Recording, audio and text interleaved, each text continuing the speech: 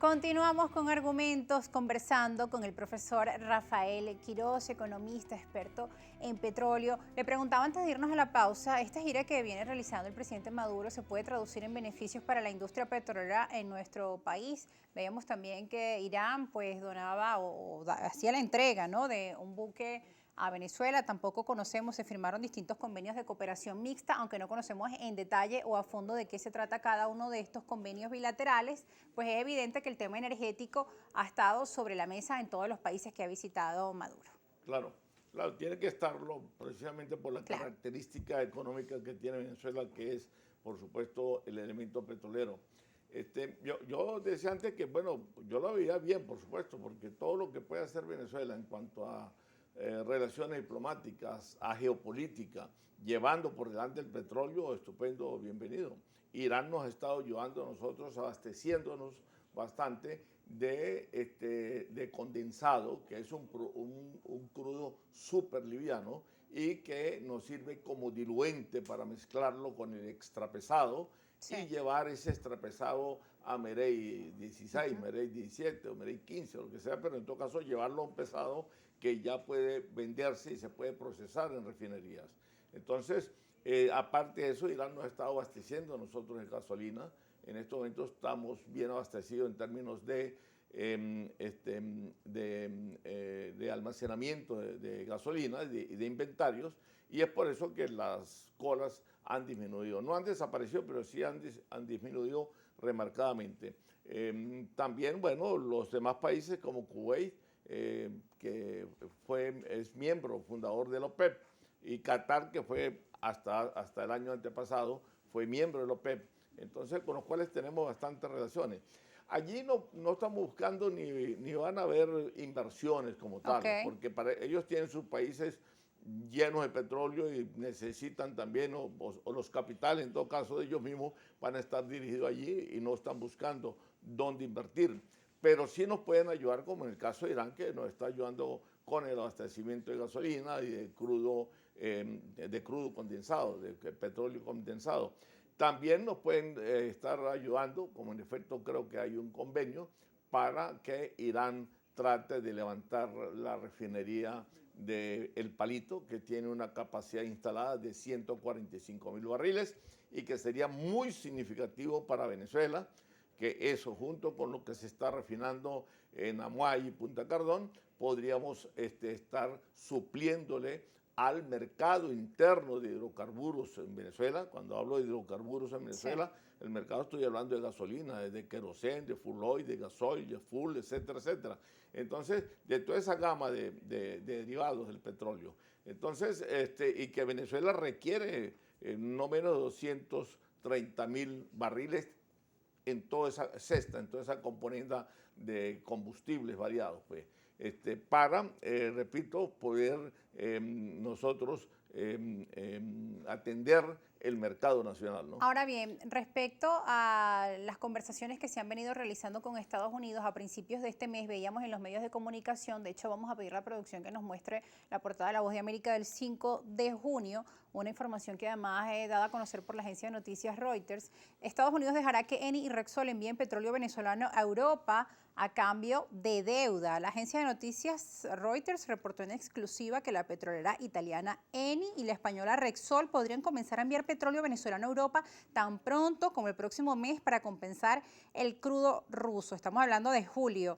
Citaron a 5 personas familiarizadas con el asunto, con lo que se reanudarían los intercambios de petróleo por deuda, atención, interrumpidos hace 2 años cuando Washington intensificó Sí. las sanciones a Venezuela. Sí, en verdad es muy poco el petróleo que Venezuela puede enviar a Rusia a través de Eni Repsol.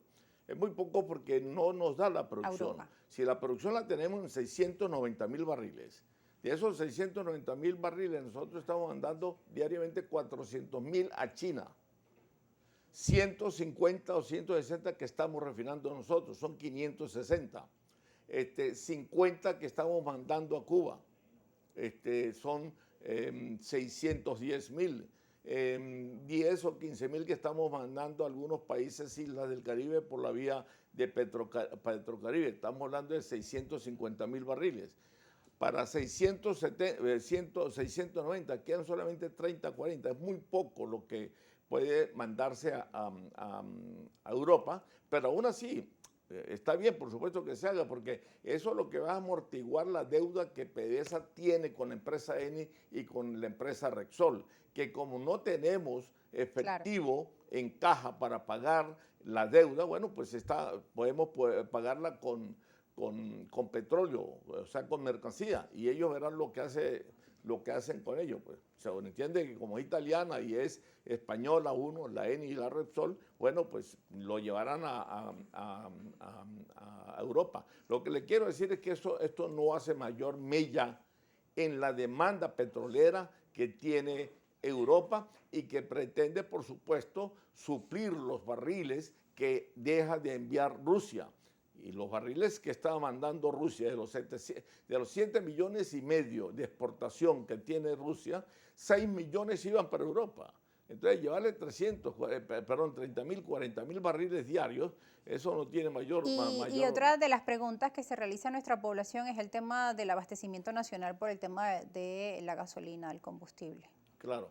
Bueno, vamos a seguir padeciendo de ese problema en tanto y en cuanto nosotros no logremos recuperar la capacidad de refinación que tenemos en nuestro parque refinador constituido por 6 refinerías. Mientras que nosotros no logremos recuperar eso, Sí. no podremos solucionar definitivamente el problema de la gasolina. Se solucionará parcialmente y muy coyunturalmente, pero no en forma definitiva. Profesor Quirós, y es importante, como siempre, conocer la historia para comprender los hechos actuales. Quisiera conversar sobre el libro que va a presentar próximamente, Los presidentes y el petróleo, la historia petrolera en época de democracia venezolana. Así se llama este libro, con un prólogo acá de John Magdaleno, donde nos hace referencia de que este libro contiene datos de cómo ha sido la relación de Venezuela con el petróleo desde el mandato de 1959, desde Rómulo Betancourt hasta el segundo mandato del doctor Rafael Caldera.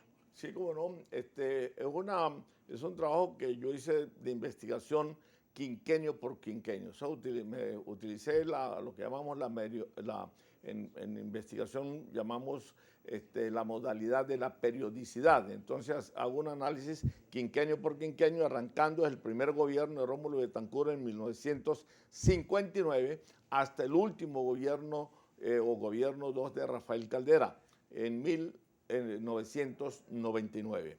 Estudio esos 8 periodos de 5 años cada uno, u 8 quinquenios, que da un total de 40 años, que fue lo que duró, por así decirlo, la democracia venezolana, y por eso es que el subtítulo se llama Historia petrolera de la democracia venezolana. Ahí se estudian varias diferentes variables, pero siempre respaldado por cifras y por gráficos que acompañan cada texto, y tomo en cuenta, por supuesto, el elemento del factor de producción, también la capacidad nuestra de refinación, las exportaciones, sí, los ingresos que recibió el Estado durante los 40 años producto de las exportaciones petroleras. El boom petrolero de los 70. Estudio exactamente con bastante agudeza la parte de lo que fue la bonanza petrolera, okay, desde 1974 hasta ya empezando el gobierno o terminando el mismo gobierno de Carlos Andrés. Eso fue una bonanza de 4 años y medio. Y bueno, de todo eso se llega a la conclusión de que el gobierno más favorecido en términos de ingresos petroleros, en todos los términos, de las 5 o 6 gráficos que utilizo para cada quinquenio, utilizo los mismos gráficos, pero por supuesto con diferentes valores y con diferentes cifras y estadísticas, fue el gobierno de Luis Herrera, sí, Campos. Y el menos favorecido fue el de Rómulo Betancourt, para que vea. Porque bueno, hay un documental que se llama La maldición del oro negro, como muestra cómo los países petroleros... Pues... Exactamente, sí. Eso es un lado un poco medio por la tesis de Arturo Uslar Pietri, sí, de que el petróleo para nosotros había sido una maldición, y cuando llegó el petróleo a Venezuela, pues entonces pero también tiene reflexiones, aparecieron, ¿no?, todos los males. Es una tesis un poco pesimista. Claro. Él no deja de tener razón, por supuesto, pero Urlar se fue muy remarcadamente a la tesis prácticamente diría yo, de anatematizar el petróleo como materia prima para el mundo desarrollado La idea y es sobre evaluar todo los beneficios, como ¿no? riqueza para los países Claro. emergentes. Y bueno, yo creo que exagera un poco Urlar en eso, no deja de tener en algunas partes razones, pero lo cierto es que el petróleo no ha favorecido mucho y en todos los aspectos. Antes de la llegada del petróleo, Venezuela era un país estancado, era un país distraído, prácticamente sucumbido solamente entre costales de café y cacao, que era lo único que exportábamos. Y llegó el petróleo revolucionó totalmente, pero la industrialización de Venezuela, el mismo desarrollo parcial que haya tenido, absolutamente todos los servicios públicos fueron alimentados y fueron construidos gracias precisamente a la renta petrolera. Bueno, señor Quiroz, lamentablemente se nos acabó el tiempo. Agradecemos su participación y su análisis.